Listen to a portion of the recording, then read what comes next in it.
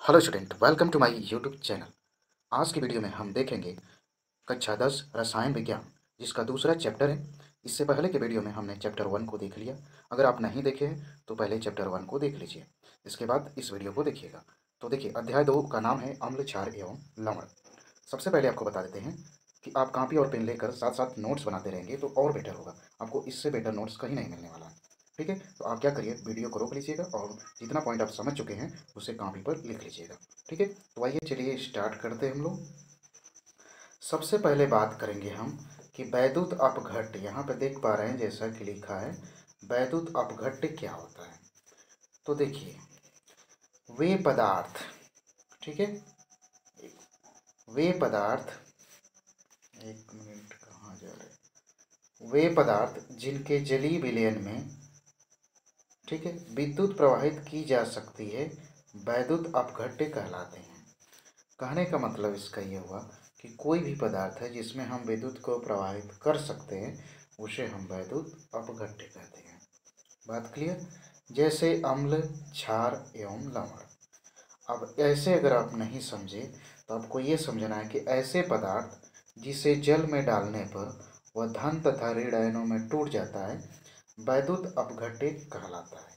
जैसे NaCl, sodium chloride, इसे यदि जल में डालेंगे तो Na प्लस और Cl माइनस बनाएगा। उसी तरह से यदि हम ले लें NaOH, ठीक, तो इसे यदि जल में डालेंगे तो यह भी टूटेगा, किसमें? Na प्लस और OH माइनस में टूटेगा। ठीक है, इसी तरह हम कोई और लेते हैं, जैसे HCl ले लेते हैं। ठीक, तो ये अगर टूटेगा यदि जल में डालेंगे तो H प्लस बनाएगा और Cl माइनस बनाएगा। तो ऐसे पदार्थ जिसे जल में घोलने पर धन तथा ऋण आयनों में टूट जाते हैं उसे हम बोलते हैं वैद्युत अपघट्य, या कह सकते हैं वे पदार्थ जिनके जलीय विलयन में विद्युत प्रवाहित की जा सकती है वैद्युत अपघट्य कहलाते हैं। जैसे अम्ल, क्षार एवं लवण। ठीक है, तो इतना बेसिक चीज़ें था, आपको जानना जरूरी था, इसलिए हमने आपको बता दिया। ठीक है, कुछ लोगों को कन्फ्यूजन रहेगा कि ये कैसे प्लस में टूट रहा है, कैसे माइनस में टूट रहा है। तो आप क्लास 9th में इसके बारे में पढ़ चुके हैं कि सोडियम जो होता है एक इलेक्ट्रॉन त्यागता है, इसलिए इस पर प्लस आ जाता है, और क्लोरीन एक इलेक्ट्रॉन ग्रहण करता है इसलिए माइनस आ जाता है, पहले वाले उदाहरण में। ठीक है, इसी तरह हम Na प्लस OH माइनस पहले भी देख चुके कि OH हाइड्रोक्साइड आयन होता है, उस पर एक माइनस होता है और Na पे प्लस होता है, दोनों मिलके सोडियम हाइड्रोक्साइड का निर्माण करते हैं। ठीक है, चलते हैं हम लोग आगे। अब बात करेंगे हम सबसे पहले एसिड के बारे में कि अम्ल क्या होता है, जो कि हमारा चैप्टर का नाम में आता है अम्ल, क्षार एवं लवण। तो इस वीडियो में हम केवल अम्ल के बारे में अच्छे से पढ़ेंगे, नेक्स्ट वीडियो में क्षार, फिर इसके अनुसार क्रमशः चलेंगे आगे। ठीक है, तो सबसे पहले हम समझते हैं अम्ल क्या होता है। तो देखिए, अम्ल शब्द की जो उत्पत्ति हुई है वह लैटिन शब्द एसिडस से हुआ है। तो यदि आपसे पूछा जाए कि अम्ल शब्द की उत्पत्ति किससे हुई है तो लैटिन शब्द किससे? एसिडस से, जिसका अर्थ होता है खट्टा।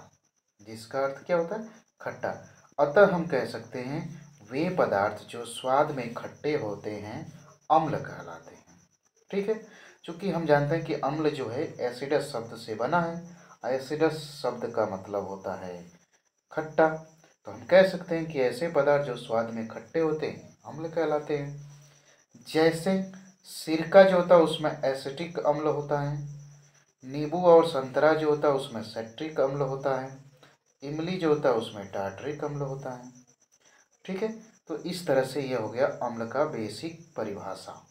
ठीक है, लेकिन ये आपसे नहीं पूछा जाता, आपसे पूछा जाता है आगे। पूछा जाता है कि आर्हेनियस सिद्धांत के अनुसार अम्ल और क्षार की परिभाषा या लवण की परिभाषा बताइए। तो हम देखते हैं, सबसे पहले यहाँ पर हेडिंग लगाओ, आर्हेनियस सिद्धांत के अनुसार। ठीक है, तो आर्हेनियस सिद्धांत के अनुसार क्या होता है? वे पदार्थ जो जलीय विलयन में वियोजित होकर केवल हाइड्रोजन आयन क्या होता है? H plus. ठीक है, हाइड्रोजन आयन के अतिरिक्त कोई अन्य धन आयन नहीं देते हैं अम्ल कहलाते हैं। कहने का मतलब यहाँ पर हो गया कि कोई भी पदार्थ है उसे यदि जल में डालते हैं तो वह H+ आयन दे, यानी धन आयन दे, ठीक है। लेकिन दूसरा कोई इसके साथ धन आयन नहीं होना चाहिए, ठीक है। बात क्लियर हुई। जैसे हम लेते हैं उदाहरण, जैसे हम कहते हैं हाइड्रोक्लोरिक अम्ल है HCl, तो यहाँ पर क्या बनेगा H+ और Cl- बनेगा। तो अब इसमें देखिए केवल हाइड्रोजन आयन धन आयन है, इसके अलावा एक और आयन है पर वह धन आयन नहीं है, ठीक है। उसी तरह हम ले लेते हैं सल्फ्यूरिक अम्ल H2SO4, ठीक है। तो ये जल में अगर डालेंगे तो ये टूटेगा 2H+ और SO4 पर 2 माइनस में, ठीक है। तो इसमें भी धन आयन हमें मिल गया, लेकिन दूसरा कोई धन आयन है नहीं है आयन लेकिन ऋण आयन है, ओके।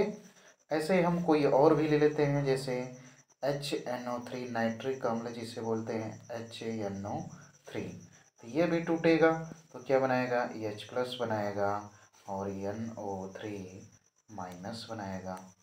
तो इसमें भी H+ आया, इसके अलावा कोई धन आयन नहीं आया। ऐसे ही और उदाहरण ले सकते हैं, जैसे हम कहते हैं H2CO3, तो अगर इसे अगर तोड़ा जाए तो 2H+, ठीक है, CO3 पर 2 माइनस, ठीक है। ऐसे ही आप कुछ और भी ले सकते हैं, जैसे CH3COOH, जिसका नाम क्या है एसिटिक एसिड, तो यह बनाएगा H+ और CH3COO-। तो इसमें आप देख रहे हैं केवल H+ यानी धनात्मक आयन क्या आ रहा है H+ आ रहा है, इसके साथ कोई और धनात्मक आयन नहीं आ रहा। तो इस तरह से हम कह सकते हैं कि अम्ल क्या होते हैं, जिसे जल में डालने पर वियोजित होने पर केवल हाइड्रोजन आयन देते हैं, इसके अलावा कोई अन्य धन आयन नहीं देते हैं, तो उसे हम अम्ल कहते हैं। तो ये स्टैंडर्ड परिभाषा है, आपसे बोर्ड परीक्षा में पूछा जाता है, तो इसे आप नोट कर लीजिएगा। ये जो उदाहरण है इसे भी आप अच्छे से कॉपी पर नीचे लिख लीजिएगा, ओके। चलते हैं बच्चों आगे। नेक्स्ट है हमारा टॉपिक अम्लों के प्रकार, ठीक है। तो अम्लों के प्रकार को हम देख लेते हैं क्या होता है अम्ल, ठीक है। तो देखिए अम्ल 2 प्रकार के होते हैं, एक प्रबल अम्ल होता है और एक दुर्बल अम्ल होता है, ठीक है। तो सबसे पहले हम बात करेंगे प्रबल अम्ल। वे अम्ल जो जल में पूर्णतया आयनित या वियोजित हो जाते हैं, ठीक है, उसे हम प्रबल अम्ल कहते हैं, ठीक है। कोई भी अम्ल होगा यदि जल में डालोगे तो पूर्ण रूप से आयनित हो जाएंगे, यानी आयनों में टूट जाएंगे, तो वह प्रबल अम्ल होगा। ये कौन कौन से होते हैं, सामान्य तथा खनिज अम्ल जो होते हैं वह सब प्रबल अम्ल होते हैं, यानी जो सामान्य अम्ल होंगे या फिर खनिजों से प्राप्त अम्ल होंगे वह सब प्रबल अम्ल होते हैं। जैसे कि सल्फ्यूरिक अम्ल हो गया, HCl हो गया, HNO3 हो गया, नाइट्रिक अम्ल, तो ये सब क्या है प्रबल अम्ल है, ठीक है। नेक्स्ट है हमारा है दुर्बल अम्ल। दुर्बल अम्ल क्या होते हैं, वे अम्ल जो जल में आंशिक रूप से वियोजित होते हैं, ठीक है, उसे हम बोलते हैं दुर्बल अम्ल। ये कौन कौन से होते हैं, तो ये सामान्य जो अम्ल होंगे तथा कार्बनिक अम्ल होंगे। कार्बनिक मतलब कि जो पेड़ पौधे या जीव जंतुओं से अम्ल पाए जाते हैं उसे हम कार्बनिक अम्ल कहते हैं। जैसे एसिटिक एसिड हो गया, सिरका से पाया जाता है, टार्ट्रिक एसिड है वह इमली से पाया जाता है, सिट्रिक एसिड नींबू और संतरा में पाया जाता है, तो ये सब कार्बनिक अम्ल हो गए, ठीक है। वैसे ही लाल चींटियों में पाई जाती है फार्मिक एसिड, तो वह भी आपका कार्बनिक अम्ल हो गया, ठीक है। दुर्बल अम्ल होते हैं कौन, सामान्य और कार्बनिक अम्ल। और दूसरा चीज़ कि जो आंशिक रूप से जल में वियोजित होते हैं, जैसे हाइड्रोजन साइनाइड, एसिटिक एसिड और फार्मिक एसिड, ये सब क्या है दुर्बल अम्ल हैं, ठीक है। आगे चलते हैं। नेक्स्ट हमारा है कि विभिन्न अम्लों के जलीय विलयन में आपेक्षिक प्रबलता, यानी कि सबसे अधिक प्रबल अम्ल कौन है उसे जानेंगे। तो देखिए सबसे अधिक प्रबल अम्ल होता है HCl, इसके बाद दूसरा नंबर आता है HNO3 और तीसरा सल्फ्यूरिक अम्ल, नेक्स्ट है एसिटिक एसिड, फिर है कार्बोनिक एसिड, फिर है हाइड्रोजन साइनाइड। तो आपको ध्यान देना है, ये तीर का बड़ा मुंह का मतलब इधर की तरफ बड़ा यानी प्रबल होगा, अधिक होगा, ठीक है। तो HCl जो है अधिक प्रबल होगा, नाइट्रिक अम्ल जो होगा थोड़ा कम होगा, ठीक है। सल्फ्यूरिक अम्ल नाइट्रिक अम्ल से कम होगा, एसिटिक एसिड जो है वह सल्फ्यूरिक अम्ल से कम प्रबल होगा, ठीक है। और उसी तरह से कार्बोनिक एसिड, और नेक्स्ट है हाइड्रोजन साइनाइड। ओके, बात क्लियर है बच्चों, आगे चलें। नेक्स्ट हमारा है अम्लों के भौतिक गुण क्या होते हैं, ठीक है। अम्लों के भौतिक गुण, इसे देख लेते हैं। सबसे पहला भौतिक गुण कि अम्ल जो होते हैं स्वाद में खट्टे होते हैं और जल में विलेय होते हैं। तो जो अम्ल होते हैं वह स्वाद में खट्टे होते हैं और जल में विलेय होते हैं, यानी उस जल में घुल जाते हैं। आगे, अम्ल नीले लिटमस पेपर को लाल कर देते हैं। अम्ल जो है नीले लिटमस को लाल कर देता है, ये आपको याद रखना है क्योंकि ये बहुविकल्पी प्रश्न के रूप में बनता है। अम्ल संक्षारक होते हैं, यानी अम्ल किसी भी वस्तु पर पड़ेंगे तो उसे धीरे धीरे क्या करेंगे, गला देंगे। जैसे त्वचा वगैरह पर पड़ जाएगा तो त्वचा जल जाती है, कपड़े खराब हो जाते हैं, ये सब होता है संक्षारक के गुण। ओके, नेक्स्ट हमारा है अम्लों के रासायनिक गुण, काफ़ी महत्वपूर्ण है, ठीक है। अम्लों के रासायनिक गुण देख लेते हैं। सबसे पहले हम देखेंगे यहाँ पर धातुओं के साथ अभिक्रिया। तो देखिए, कोई भी अम्ल है वह धातु से क्रिया करेगा तो क्या बनाएगा, आपको ये स्ट्रक्चर याद रखना है। बाकी आप रिएक्शन अलग अलग यौगिकों से बना सकते हैं, आपको बना के हम दिखाते हैं। जैसे देखिए, सबसे पहले धातु है और अम्ल है। सक्रिय धातु यहाँ पर लिखा गया है, सक्रिय धातु का मतलब जो हाइड्रोजन से अधिक क्रियाशील होते हैं, ठीक है। अब हाइड्रोजन से अधिक क्रियाशील कौन होंगे, तो कुछ उदाहरण आपको बता देंगे, बाकी आगे आप पढ़ेंगे विद्युत रासायनिक श्रेणी आती है, सक्रियता श्रेणी, तो उसमें आपको अच्छे से बताया जाएगा। फिलहाल हम उदाहरण ले लेंगे, ठीक है। फिर धातु लवण बनेगा, यानी कि धातु और अम्ल से अगर अभिक्रिया कराएंगे तो धातु लवण बनेगा और हाइड्रोजन बनेगा। बात क्लियर। अब उदाहरण हम जैसे ले लेते हैं इस पर, जैसे हम ले लेते हैं कोई भी धातु, जैसे हम ले लेते हैं जिंक, ठीक है, प्लस कोई भी अम्ल ले लेते हैं हम, मान लो हमने ले लिया H2SO4 ले लिया, जो कि हम पहले पढ़ चुके हैं अम्ल है। तो क्या बनेगा, धातु लवण बनेगा। तो धातु क्या है, जिंक है, ठीक, और इसका SO4 मिल गया तो जिंक सल्फेट बन गया, प्लस हाइड्रोजन है तो हाइड्रोजन को आप लिखेंगे H2 के रूप में, अणु के रूप में लिखा जाता है। ऐसे ही आप दूसरा उदाहरण ले सकते हैं, जैसे मान लीजिए हम जिंक न लेके यहाँ पे हमने ले लिया सोडियम, ठीक, और यहाँ पे हम सल्फ्यूरिक अम्ल न ले करके हम ले लेते हैं HCl, ठीक है, हाइड्रोक्लोरिक अम्ल। तो यहाँ पर क्या बनेगा, NaCl बनेगा, अब प्लस बनेगा हाइड्रोजन। तो हाइड्रोजन आपको सिंगल ऐसे नहीं लिखना, H2 के रूप में लिखना है। अब इस रिएक्शन को बैलेंस करना होगा तो आपको यहाँ पे 2 लगाना पड़ेगा, तब जाके हाइड्रोजन बैलेंस होगा। अब इधर से देखेंगे क्लोरीन 1 है इधर, और इधर देखिए 2 है, तो इसको भी 2 बनाना पड़ेगा। जैसे ही 2 बनाएंगे तो सोडियम 2 हुआ, तो इधर भी सोडियम को भी 2 करना पड़ेगा। तो इस तरह से रिएक्शन को आप बैलेंस करेंगे। चलिए नेक्स्ट चलते हैं हम, धातु कार्बोनेट एवं धातु बाइकार्बोनेट से क्रिया। तो क्या होता है इसे समझते हैं। इसमें देखिए आपको लेना है धातु, कोई भी आप धातु ले सकते हैं अपने मन से, ठीक है। फिर धातु कार्बोनेट, 1 मिनट रुक जाइए, हाँ ठीक, 1 मिनट। देखिए यहाँ पे धातु नहीं लेना, धातु कार्बोनेट या बाइकार्बोनेट लेना है, प्लस आपको अम्ल लेना पड़ेगा, ठीक है, क्योंकि हम अम्ल के रासायनिक गुण पढ़ रहे हैं, ठीक है। तो धातु कार्बोनेट या धातु बाइकार्बोनेट लेना पड़ेगा और साथ ही साथ अम्ल लेना पड़ेगा। तो क्या बनेगा, लवण बनेगा, कार्बन डाइऑक्साइड बनेगा और जल बनेगा। ओके, अब इस पर हम उदाहरण देख लेते हैं। जैसे हम ले लेते हैं कोई भी कार्बोनेट ले लेते हैं, जैसे हम ले लेते हैं सोडियम कार्बोनेट, ठीक है। कोई हम अम्ल ले लेते हैं जैसे HCl, ठीक है। अब दूसरा हम लेते हैं बाइकार्बोनेट, जैसे सोडियम बाइकार्बोनेट का सूत्र क्या होगा, NaHCO3। अब ये कैसे बनना है ये क्लास 9th में बताया जा चुका होगा, तो आप उसी तरह से बनाएंगे। यदि आप नहीं बना पा रहे होंगे इसे तो हम बता देंगे आपको, अलग से वीडियो आप कमेंट करिएगा, बता देंगे। अब यहाँ पे हम ले लेते हैं कोई और, मान लेते हैं अम्ल ले लेते हैं हम HNO3 ले लेते हैं, ठीक है। अब देखिए क्या क्या चीज़ें बनना है। लवण, हमें लवण नहीं पता है तो उसको पहले बनाइए ही ना। ठीक है, जब लवण आपको नहीं पता है तो आप बनाइए ही ना। कार्बन डाइऑक्साइड का सूत्र सबको पता होता है, जल का सबको पता होता है।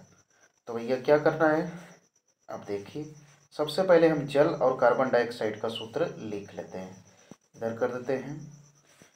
क्या क्या है, जल है H2O है, H2O को लिख लीजिए। CO2 है, CO2 को लिख लीजिए। प्लस जो बचा उसको लिख लीजिए। क्या बचा भाई, सोडियम और क्लोरीन मिलके कौन सा है लवण बनाएंगे, तो सोडियम क्लोराइड बनाएंगे, NaCl। ठीक है, बाकी क्या करना पड़ेगा आपको, रिएक्शन को बैलेंस करना पड़ेगा। तो देखिए ध्यान से थोड़ा सा बैलेंस कैसे करेंगे। यहाँ देखिए सोडियम 2 है, इधर सोडियम 1 है, तो अब आगे 2 लगा दीजिए। ठीक है, बैलेंस कर लीजिएगा। ठीक है, अगर नहीं बैलेंस करने आएगा तो भी बता दीजिएगा, हम आपको अलग से वीडियो बना देंगे जिसमें आपको बता देंगे कि आप कैसे रिएक्शन को बैलेंस करेंगे। ठीक है, चलिए नेक्स्ट है सोडियम बाइकार्बोनेट और नाइट्रिक एसिड की अभिक्रिया। तो उसी तरह से पहले जैसा ही करना है। आपको कॉमन चीज़ क्या लेना है, CO2 तो लेना ही है और H2O लेना है, ये तो कॉमन हो गया आपका। ठीक, बाकी चीज़ें क्या है, अब आपको देखना है, यहाँ है सोडियम, यहाँ है NO3, तो सोडियम नाइट्रेट बनता ही है, हम जानते हैं Na, ठीक, NO3 ऐसे बच जाएगा। बाकी बैलेंस करना है तो आप बैलेंस कर लीजिएगा। चलिए नेक्स्ट देखते हैं धातु ऑक्साइड के साथ क्रिया। तो आपको क्या लेना पड़ेगा, ये स्ट्रक्चर याद रखिए, धातु ऑक्साइड अम्ल, तो क्या बनेगा लवण और जल। तो लवण आपको नहीं पता रहेगा तो पहले जल बना लीजिएगा, फिर उसके बाद देखा जाएगा जो बचेगा। जैसे हम ले लेते हैं, चलिए हम MgO ले लेते हैं क्योंकि बार बार आप कहेंगे सोडियम ही ले रहे हैं। ठीक है, मैग्नीशियम ऑक्साइड अम्ल ले लीजिए, आपका जो मन करे अम्ल ले लीजिए। जैसे हमने ले लिया सल्फ्यूरिक अम्ल H2SO4, तो क्या बनेगा, पहले तो आपको जल बना ही लेना है जैसे पहले बनाते थे, जल का सूत्र लिख लीजिए।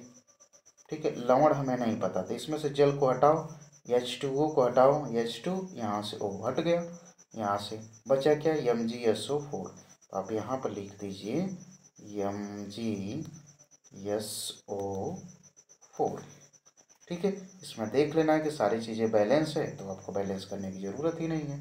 ऐसे ही दूसरा कोई आप ऑक्साइड ले लीजिए, जैसे हम ले लेते हैं, मान लो कि सोडियम ऑक्साइड ही ले लेते हैं। ठीक है, चलिए सोडियम ऑक्साइड प्लस कोई अम्ल ले लीजिए, जैसे हम ले लेते हैं HCl। ठीक है, तो बनाना है तो बनाइए, पहले H2O बनाना है क्योंकि ये तो कॉमन ही है, तो H2O तो बनेगा ही। फिर इसके बाद आपको क्या करना है, सोडियम के साथ क्लोरीन है तो सोडियम क्लोराइड NaCl। तो इस तरह से आपको बैलेंस भी कर लेना है। यहाँ सोडियम 2 है तो इसको 2 बनाना पड़ेगा, तो जैसे ही 2 बनाएंगे तो इधर हाइड्रोजन भी 2 होगा। ठीक है, बना देते हैं हम, यहाँ पे हाइड्रोजन को लिखना होगा 2 और यहाँ पे सोडियम क्लोराइड के आगे 2, तो इस तरह से बैलेंस आपका हो जाएगा। ठीक है, आगे चलते हैं। नेक्स्ट हमारा है अम्लों के उपयोग। तो सबसे पहले हम देखेंगे सल्फ्यूरिक अम्ल का क्या उपयोग है। तो देखिए सल्फ्यूरिक अम्ल लेड बैटरी में इसका यूज होता है, पेट्रोलियम उद्योगों में यूज होता है, प्लास्टिकों और कृत्रिम रेशा को बनाने में यूज होता है।